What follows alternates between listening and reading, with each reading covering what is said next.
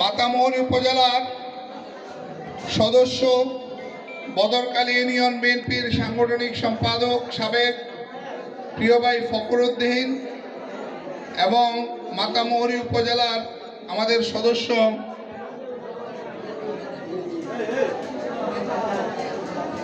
আমাদের ছাত্রদলের মাতামুহুরী উপজেলার আহ্বায়ক আলাউদ্দিন লিটন, সদস্য সচিব আবু হানিফ মোহাম্মদ নোমান সহ উপজেলা এবং বদরকালী ইউনিয়নের বিভিন্ন অঙ্গ সহযোগী সংগঠনের নেতৃবৃন্দ, আমার সামনে যারা বসে আছেন, জিয়া পরিবারের অত্যন্ত ভালোবাসার একটা দল জাতীয়তাবাদী ছাত্র দলের প্রিয় ভাইয়েরা, আসসালামু আলাইকুম ওয়া রাহমাতুল্লাহি ওয়া বারাকাতুহু।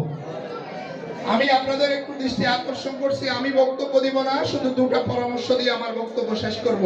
প্রিয় ছোট ভাইয়েরা, একটু কথা কম, একটু দৃষ্টি আকর্ষণ করছি। আপনারা একটু আওয়াজ বন্ধ করুন, দুটি কথা বলে আমরা শেষ করব। প্রিয় ভাইয়েরা, আপনারা যারা এখানে, আমি দেখতে পাচ্ছি 8-10 বছরের বলতে গেলে শিশুরাও আছে আমাদের এই ছাত্র দলের আজকের এই কর্মী সভায়। এটা আমাদের জন্য অত্যন্ত আনন্দের বিষয়। অর্থাৎ সেই 8-10 বছরের শিশু যদি বাংলাদেশের জাতীয়তাবাদী ছাত্র দল এটা কি সেটা যদি অন্তত বুঝতে পারে, অন্তত পক্ষে সে কখনো একটা ফ্যাসিস্ট সরকারের অনুসারী হবে না। সে যদি বুঝতে পারে বাংলাদেশ জাতীয়তাবাদী ছাত্র দল কি, সে কখনো একজন দখলবাজ বা চাঁদাবাজ হিসেবে আবির্ভূত হবে না।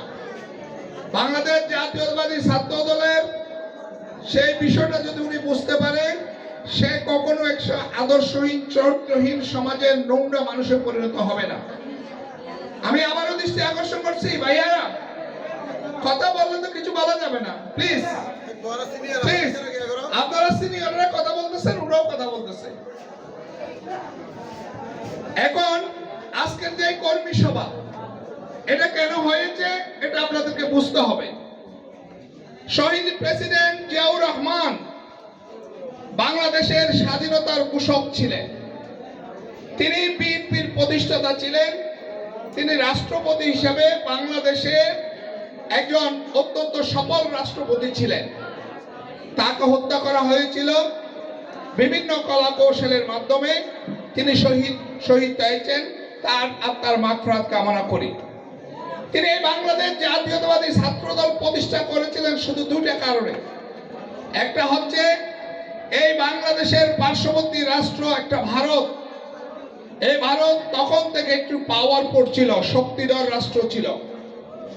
এই রাষ্ট্র থেকে এই বাংলাদেশকে যদি আমরা রক্ষা করতে যাই, ছাত্র দলের তুখুর নেতৃত্ব তুলতে হবে, যাদের ভিতর দেশপ্রেম জাগ্রত থাকবে এবং সার্বভৌমত্বকে বুঝার মতো মানুষ তৈরি করতে হবে।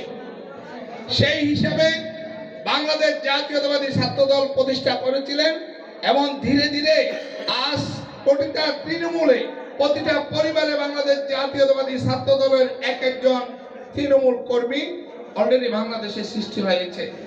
আমি জানি আমার সামনে আপনারা যারা বসে আছেন, আপনাদের ভিতর খাস করে বাংলাদেশ নিয়ে, বাংলাদেশ স্বাধীনতা রক্ষার জন্য, সার্বভৌমত্ব রক্ষার জন্য, গণতন্ত্র যে গত 17 বছর গণতন্ত্র পুনরুদ্ধারের জন্য কাজ করেছেন, সেই সুযোগ আপনারা আজকে পেতে যাচ্ছেন।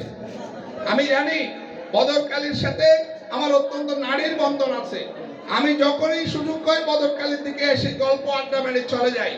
গত 17 বছর আমি দেখেছি বাংলাদেশ জাতীয়তাবাদী ছাত্র দলের যারা এখানে কাজ করেছে, কঠিন সময়ে কাজ করেছে, আমি তাদেরকে অভিনন্দন জানাই, অভিবাদন জানাই। মহান আল্লাহ তাদেরকে আরো নেতৃত্ব দেওয়ার মতো সুযোগ করে দেব। আমি জানি এখানে যারা ছাত্র দলের রাজনীতি করেছে, কেউ কখনো দুষ্ট চরিত্রের অধিকারী ছিল না, কেউ কখনো চাঁদাবাজ ছিল না, কেউ কখনো মদ জুয়ায় আসক্ত ছিল না। আমি ফ্ল্যাশ দিয়ে বলবো, বদরকালীর এই ছাত্র সংগঠন অত্যন্ত একটা আদর্শিক ছাত্র সংগঠন বলে আমি মনে করি।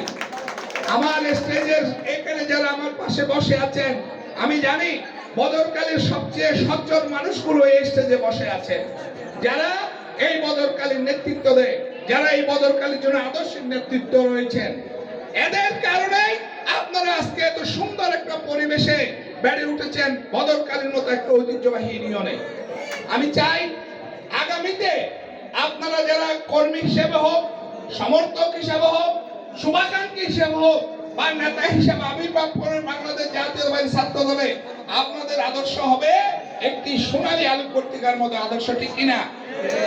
কখনো কোনোভাবে সাদাবাজি মাথায় নিয়ে, সন্ত্রাসবাদের মাথায় নিয়ে, দখলবাজির কথা মাথায় নিয়ে, ইয়াবা ব্যবসার কথা মাথায় নিয়ে, মদ গাজার প্রভাব বিস্তারের মাথায় নিয়ে ছাত্র দলের কোন শুভাকাঙ্ক্ষী এই নাকানে নাম লেখানো যাবে না। কথা বুঝাতে পারছি?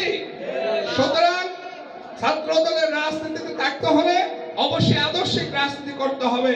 ছাত্র দলের রাজনীতি করতে হলে অবশ্যই লেখাপড়ায় মনোযোগী হতে হবে। আপনাদেরকে সারাদিন